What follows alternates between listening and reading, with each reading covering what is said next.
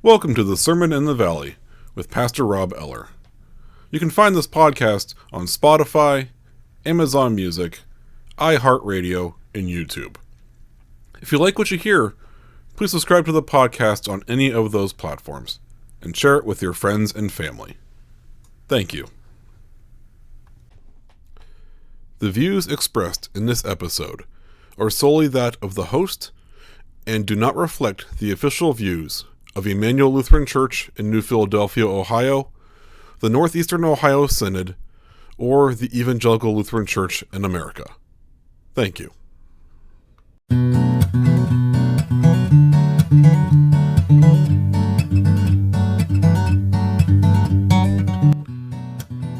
A reading from the 3rd chapter of James. Not many of you should become teachers, my brothers and sisters, for you know that we who teach will be judged with greater strictness. For all of us make many mistakes. Anyone who makes no mistakes in speaking is perfect, able to keep the whole body in check with a bridle. If we put bits into the mouths of horses to make them obey us, we guide their whole bodies. Or look at ships. Though they are so large that it takes strong winds to drive them, yet they are guided by a very small rudder wherever the will of the pilot directs. So also the tongue is a small member, yet it boasts of great exploits. How great a forest is set ablaze by a small fire. And the tongue is a fire. The tongue is placed among our members as a world of iniquity. It stains the whole body, sets on fire the cycle of nature, and is itself set on fire by hell. For every species of beast and bird, of reptile and sea creature, can be tamed as has been tamed by the human species. But no one can tame the tongue, a restless evil full of deadly poison. With it we bless the Lord and Father, and with it we curse those who are made in the likeness of God. From the same mouth come blessing and cursing. My brothers and sisters, this ought not to be so. Does a spring pour forth from the same opening both fresh and brackish water? Can a fig tree, my brothers and sisters, yield olives, or a grapevine figs? No more can salt water yield fresh. Welcome back to the Sermon in the Valley, everybody. Pastor Rob Eller here with a unique Thursday episode. Usually Thursday episodes are where I do some sort of commentary, but today it's a blend of commentary and a mini sermon mixed into it. I honestly don't know where to begin today with this. I've previously made a point to keep politics separate from this faith-based podcast, aiming to focus on spiritual matters without letting political discourse overshadow discussion.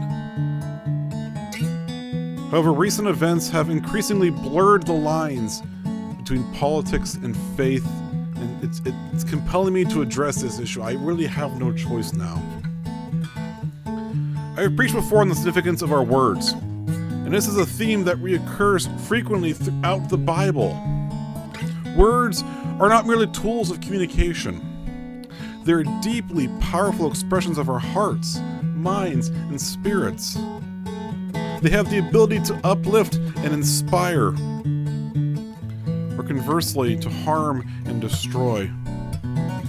In a recent gospel reading from a few Sundays ago, Jesus made a profound point, when he said that it is not what we put into our bodies that defiles us, but rather what comes out of our mouths. This statement gets to the core of why words matter, because they are reflections of our inner life. The words we speak reveal what is in our hearts, exposing our thoughts, values, and often the true condition of our souls. Teaching focuses us to reflect on the gravity of what we say. Too often we speak without thought or intention, failing to recognize the deep impact our words can have on those around us. A quick comment made in a moment of frustration, a sarcastic joke, or a casual remark can linger in someone's mind far longer than we might ever imagine. We move on, thinking the moment has passed, but the listener may carry those words with them for days, months, or even years. Proverbs 12:18 warns us rash words are like sword thrusts. And this speaks to the painful reality that words have the power to wound deeply.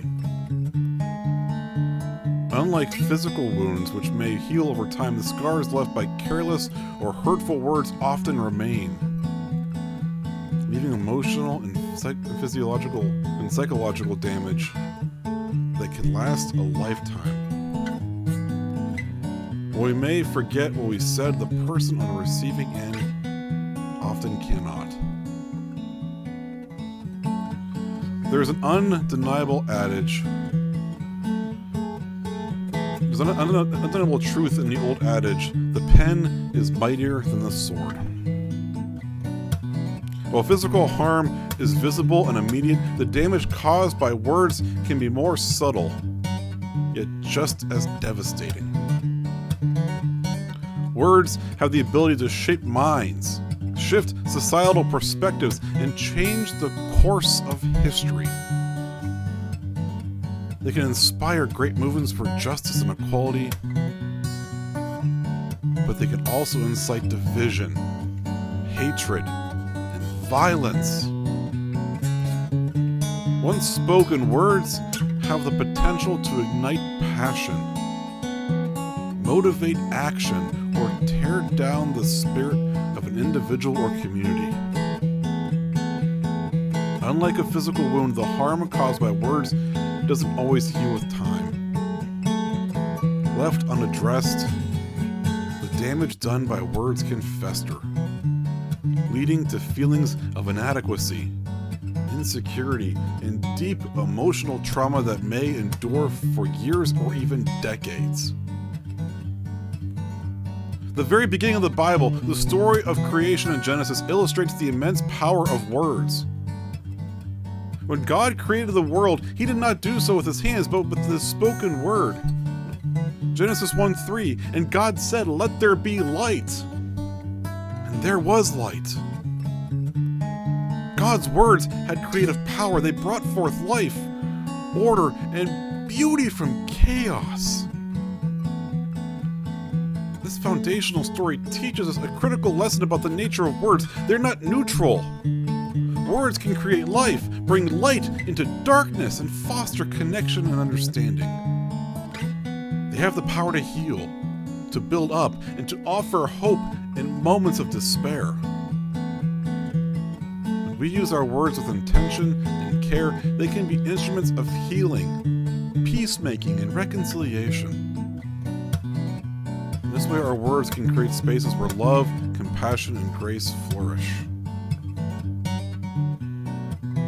Yet just as words can create, they can also destroy. A few harsh or thoughtless words can unravel relationships, diminish someone's sense of self-worth, or tear apart communities. How easy is it to criticize someone for their faults or shortcomings instead of offering words of encouragement and support?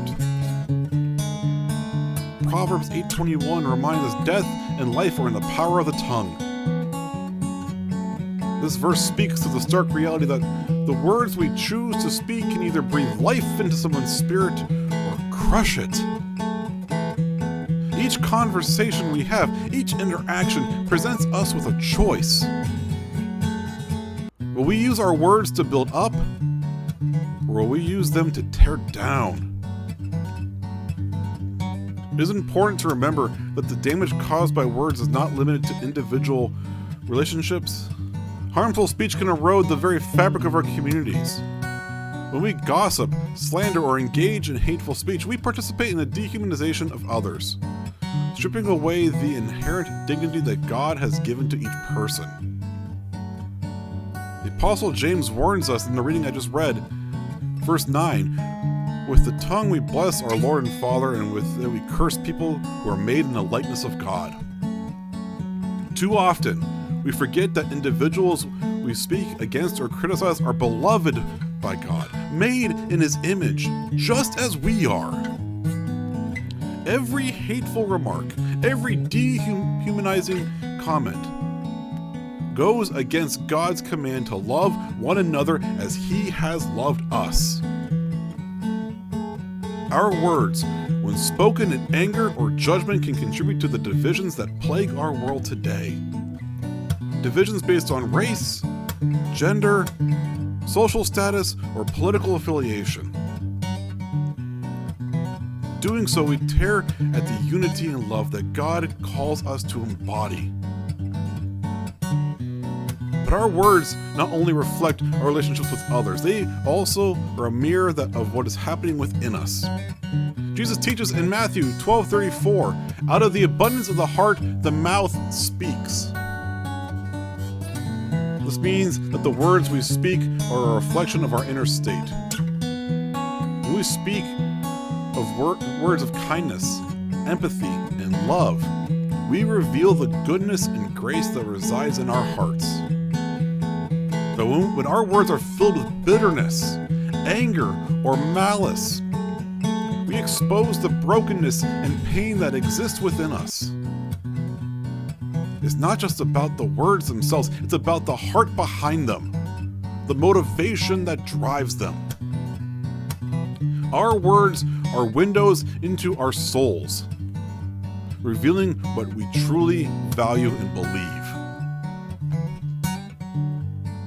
Of course, we cannot always control what others say to us or about us, but we can control how we respond. When someone speaks to us in anger or when hurtful words are thrown our way, we have a choice. Will we respond in kind, escalating the conflict and perpetuating the cycle of hurtful speech? Or will we choose to respond with grace, forgiveness, and love, breaking the cycle of negativity and offering healing instead of harm? It's not always easy to take the higher road, especially when we feel wronged. But it is the path that leads to peace and reconciliation.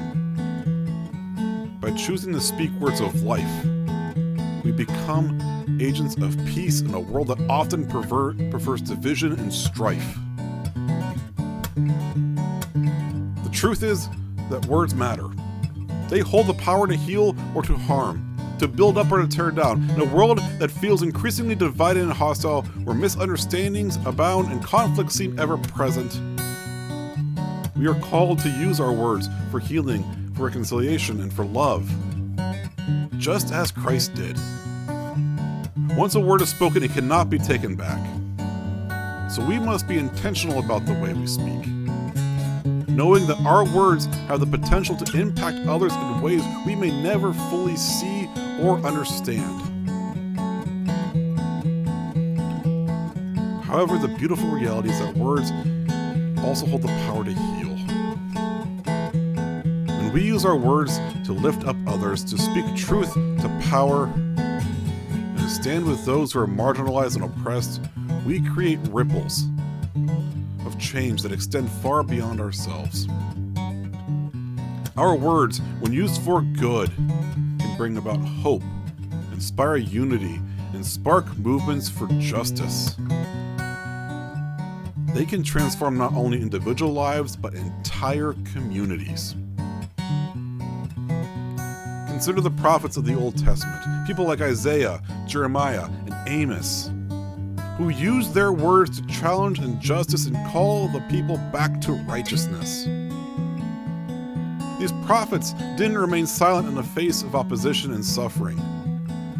They spoke boldly on behalf of the poor, the marginalized, and the oppressed, revealing God's heart for justice and mercy.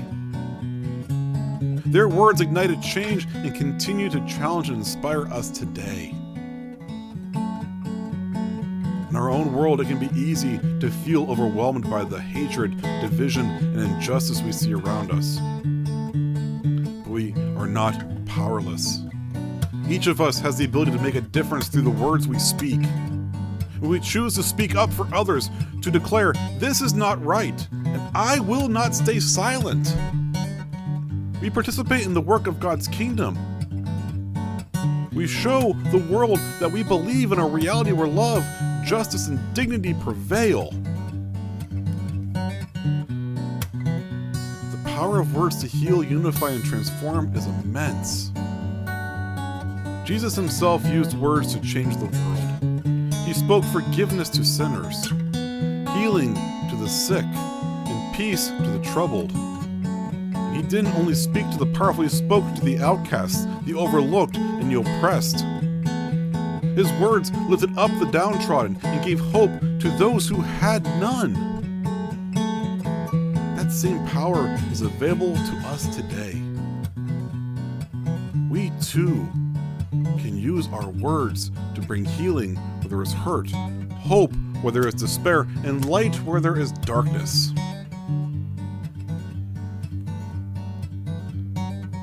A small city here in Ohio has recently found itself thrust into the national spotlight.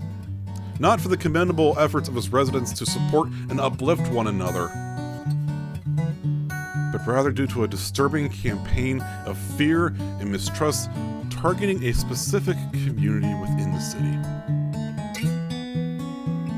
In recent weeks, Springfield, Ohio has been the focus of national attention, but unfortunately not for the positive contributions its people have made. Instead, the spotlight has been cast on the Haitian community living there. This community, known for its resilience and dedication to building a better life, is now under attack not due to any real wrongdoing, but because of harmful rhetoric aimed at stoking fear and division. The accusations against the Haitian community have been both unfounded and deeply damaging. They're not being judged based on their actions or contributions to society, but rather targeted by sensationalist claims designed to generate fear and insecurity. This situation is deeply troubling and unfair. The Haitian community in Springfield does not deserve the baseless accusations that have been leveled against them. They're simply individuals striving to live their lives, contribute positively to their city, and build a future for themselves and their families. Yet their peaceful existence has been disrupted by a wave of negative and unjust scrutiny. The entire city now finds itself gripped by fear, not because of any real threats, but because of divisive and inflammatory rhetoric being used by some individuals, particularly those with political ambitions seeking the highest offices in the land.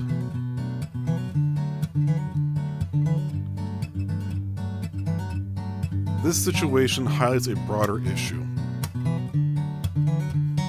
the intersection of faith, politics, and community relations. When political figures use fear-mongering and divisive tactics to advance their agendas, they not only undermine trust within communities, but also harm the fabric of our shared humanity. Such actions are contrary to the principles of compassion, understanding, and unity that are at the heart of our faith. The impact of these political maneuvers is not confined to the Haitian community alone. It reverberates throughout the city and beyond, spreading a sense of unease and mistrust that affects everyone. The response to the situation should be guided by the values we hold dear in our faith. We are called to stand in solidarity with those who are unjustly targeted, to offer support and encouragement to those who are suffering from false accusations, and to work towards healing and reconciliation. As people of faith, we have a responsibility to counteract the negative effects of such divisive rhetoric by promoting understanding, empathy, and respect for all individuals, regardless of their background or circumstances.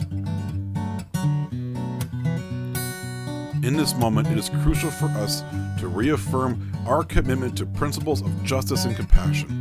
We must challenge and reject the narratives that seek to sow division and fear, and instead focus on building bridges and fostering genuine connections between communities.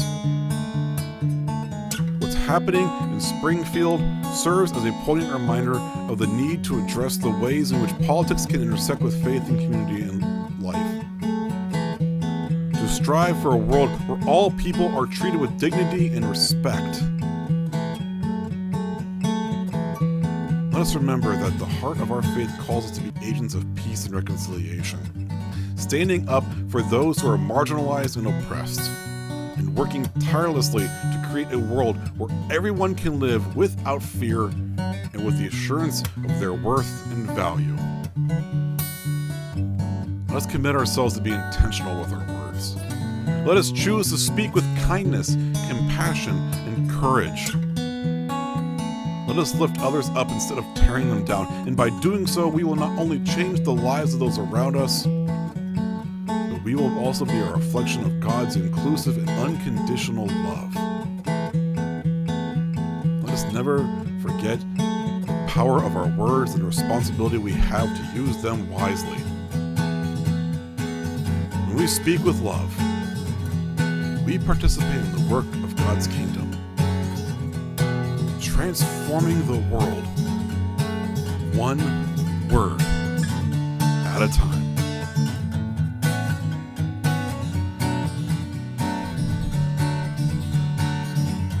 As always, if you like what you hear, please subscribe to this podcast. Please share this episode in particular with your friends and family.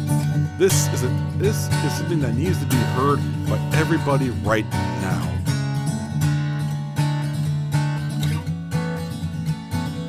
The Sermon in the Valley is written and produced at the Patrick Stevens Broadcast Studio, here in the heart of the Tuscarawas Valley. God's peace be with each and every single one of you. Have a blessed day.